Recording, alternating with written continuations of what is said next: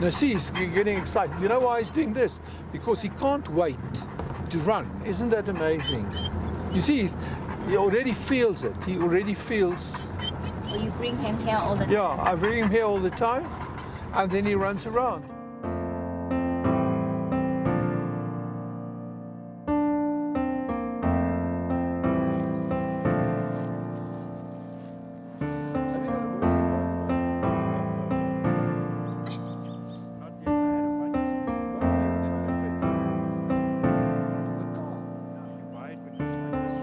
It's so funny, I've got this colorful hair, but I'm so shy. Why?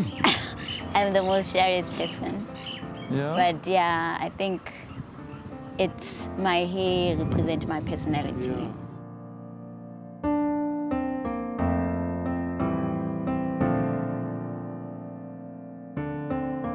If I may ask, how old are you? I'm 30. 30 years old? Yes, I turned 30 in June. I didn't even think I'd make it to 30. You're right. But thanks to my organ donor.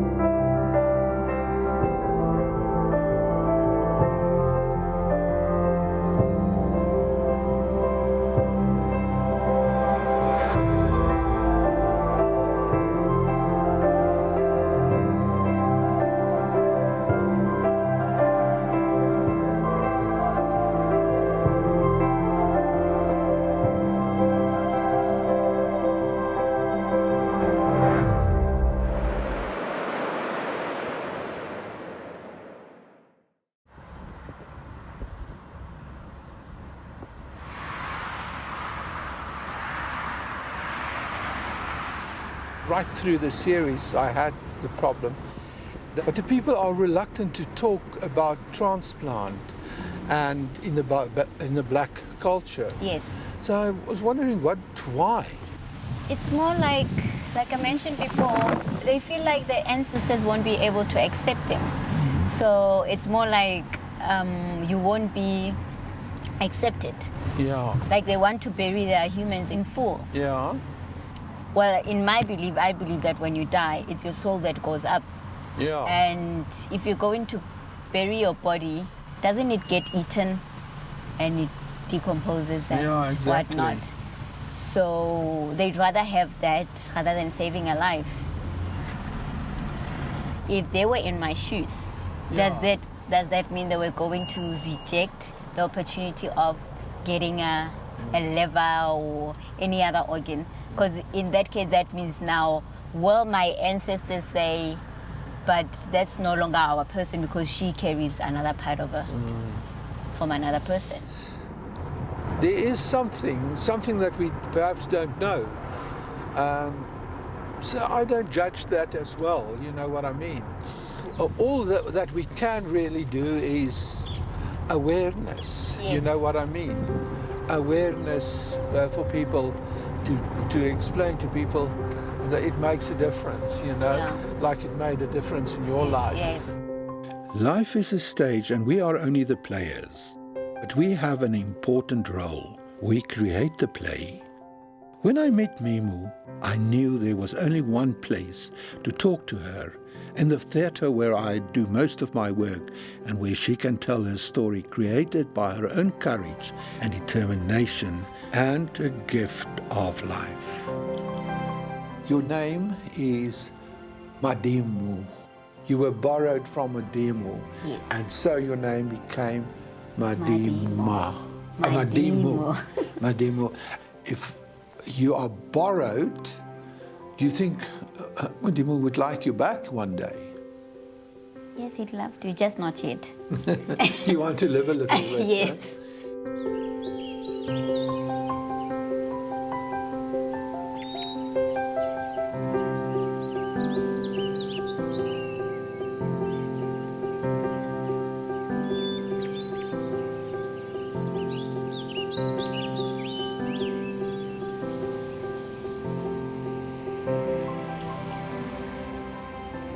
Huh? Tell me, how old were you when you got sick?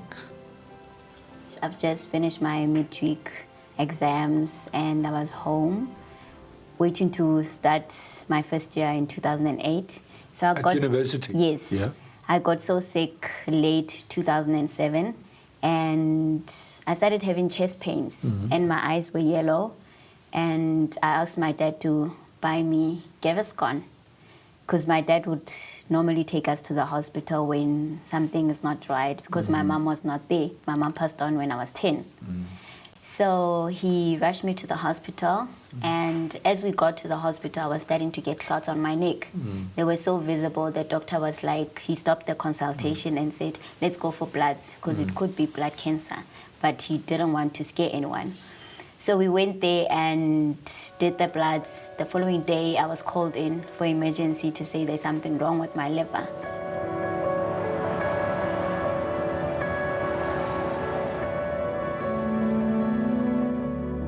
We did a liver biopsy where they take a piece of your liver and send it for testing.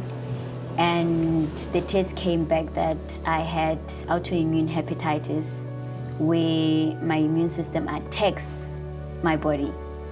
So it was I'd taken my liver. And then I was on medication from 2008 until 2010, where I felt, okay, I was doing better, but we could not afford the medication. Only to find that we were not supposed to stop, and the disease went into hiding. So it looked like I was normal, but it was just hiding. I remember going to work. I asked if I could leave early and go for a checkup.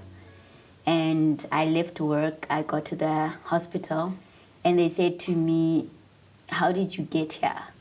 And I said, because it was a walking distance from my workplace to there, I said I walked, but they said, how? Because they looked at my arms and hands, I was pale. So I've been walking around without blood. So the doctor was like, we're not letting you go, we first need to do blood transfusion and everything. They did all that. And she said, you came in time, because if you had not came in, we would be talking a different story. So I went to Donald Gordon. That's when I got to Donald Gordon and I met Professor Song. And he looked at my M score and it was 21. So an M score is when they check if you need a liver transplant, and I think it's 19. That's when you go on the list. So he said, it is so bad, you don't even have enough time. You might die any other day.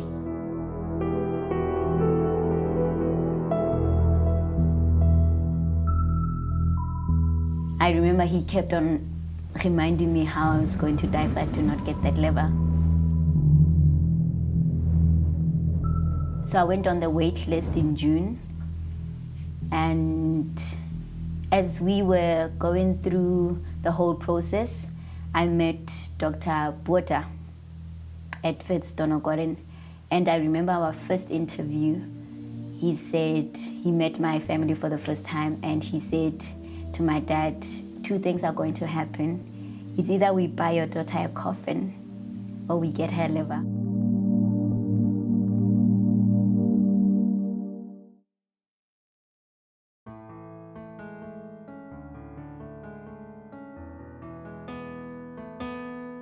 An adult to adult can share part of a liver, because a liver can grow. Yeah, I know, liver can grow. Yes. But because mine was just not regenerating, I just needed a small part for it to be whole. My dad was not a possibility because of his health issues. Did you drink a lot? No, he had high blood, High blood. cholesterol, Yeah. yes. So he was an option. Yes, and then my brother was too young. Yeah. And then my sister was an option. So we did all the tests with my sister, and they later found out that she was anemic. I went back on the wait list. Come October, I received a call on the 21st. Of October? Yes, 3 a.m. Just a couple of weeks ago. On Friday, it was on Friday. Yeah. Yes, I received a call to say, we found a liver for you. and I thought I was dreaming. And they said, come to the hospital in 30 minutes. So I was there because I stayed like 10 minutes away. I was there and they said, I need to go straight to ICU so that they check if my blood and the donor's blood are compatible. Yeah. So the nurse came back and said, did you hear the good news? I said, no. She said, the liver is yours and we're operating you in 30 minutes. So I was just signing the papers, not even reading them, and because I was just so excited that I will not be sick again.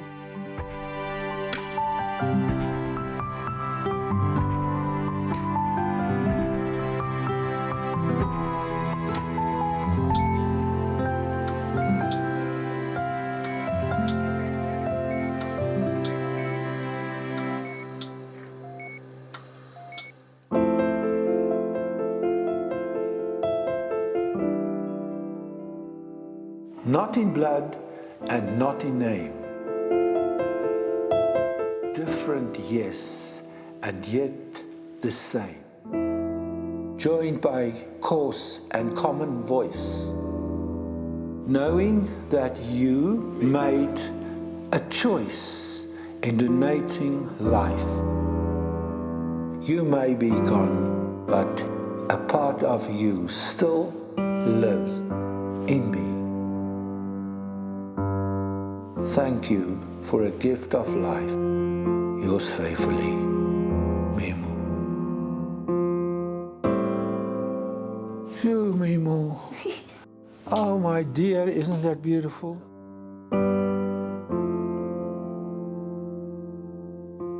Do you know who your donor is?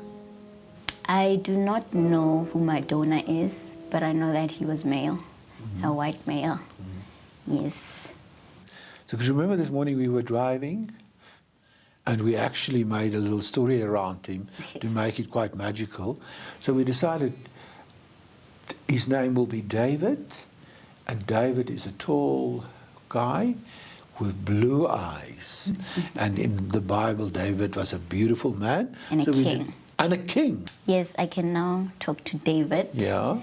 Back then I used to say, my donor, but it's now David.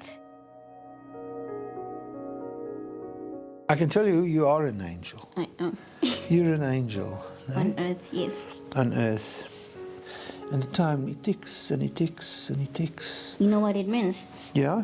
So I was given a death time, Yeah. but my clock is still ticking. Oh, so that's right, yeah. God has the key to my life. God has the key to your life. Yes. And it's ticking. Oh, my dear. That's lovely. A donor family is waiting to meet for the first time the woman who received their daughter's heart and lungs. They know her name and that she is the country's longest surviving recipient of heart and lung transplant, their daughter's heart and lungs. Their gift has given Tina a life she only dreamed about. After 8 years, she wished to meet them, and they agreed.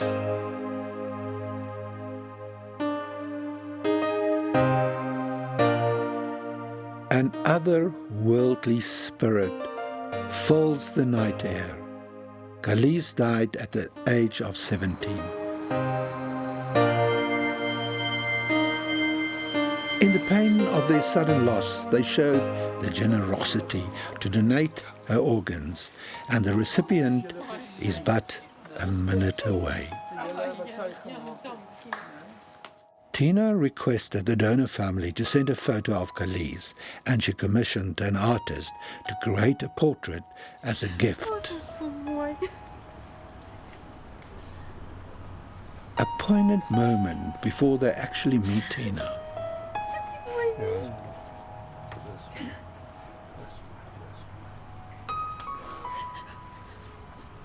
There are more things in heaven and earth, Horatio, than dreamt of in your philosophy. Shakespeare's Hamlet.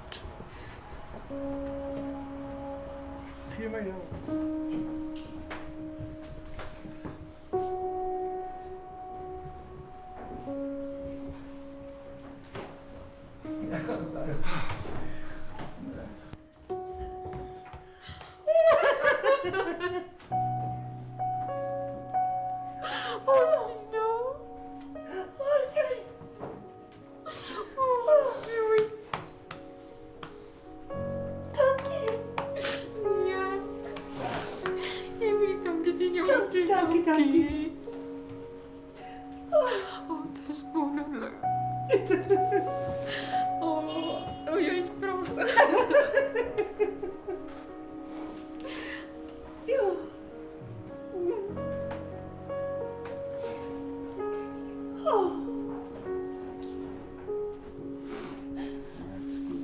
A vision of the night, magical lights like clouds, fireflies and floating angels surrounded us, bright lights and soft shades.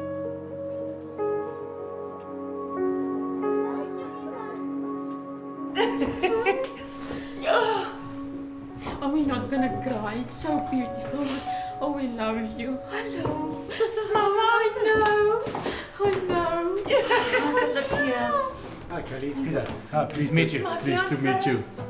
Pleased to meet you. Thank you for your daughter. Really, we couldn't ask for someone better.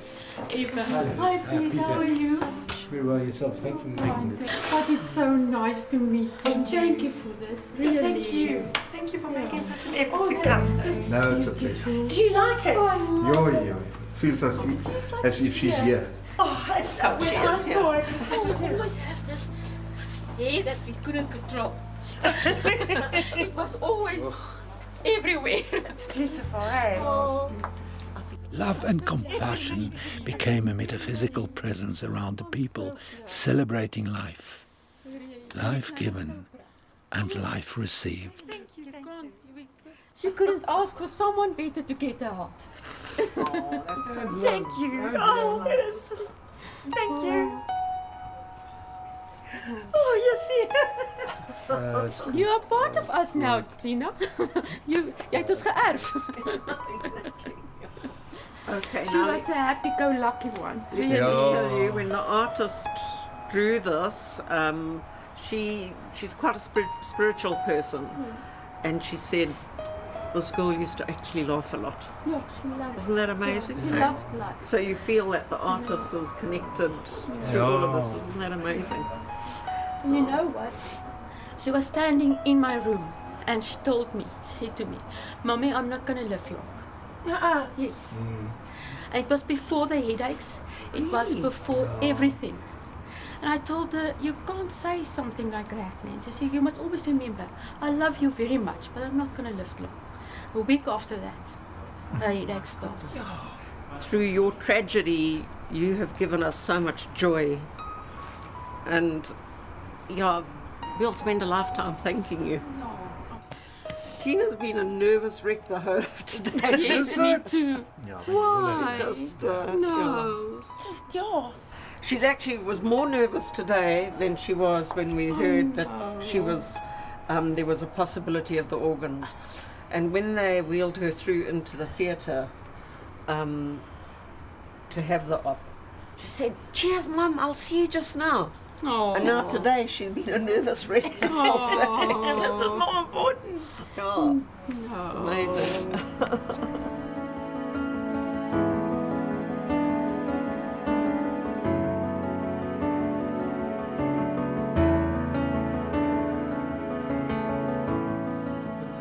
And then there was also a very special present from Cully and Lisette, a piece of jewellery that Tina will treasure to the end of her days.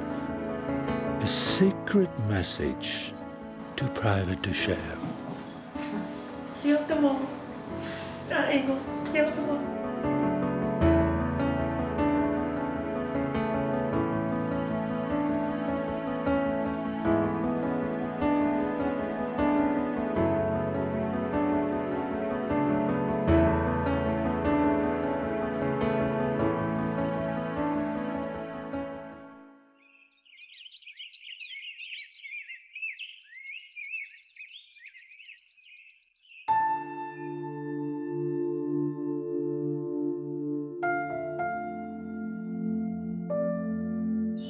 Dit was vir my awesome om te dink Daai lug wat Tina intrek nie, is Carlisi se longe. Ek het nie snaaks nie oor die hart nie.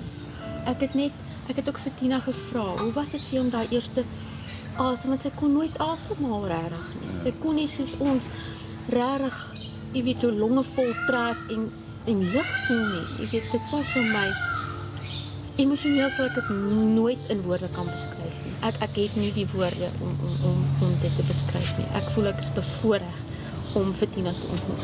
Tina's always wanted to meet her donor family, and I think it also makes it a hell of a lot easier when they are also receptive to the idea.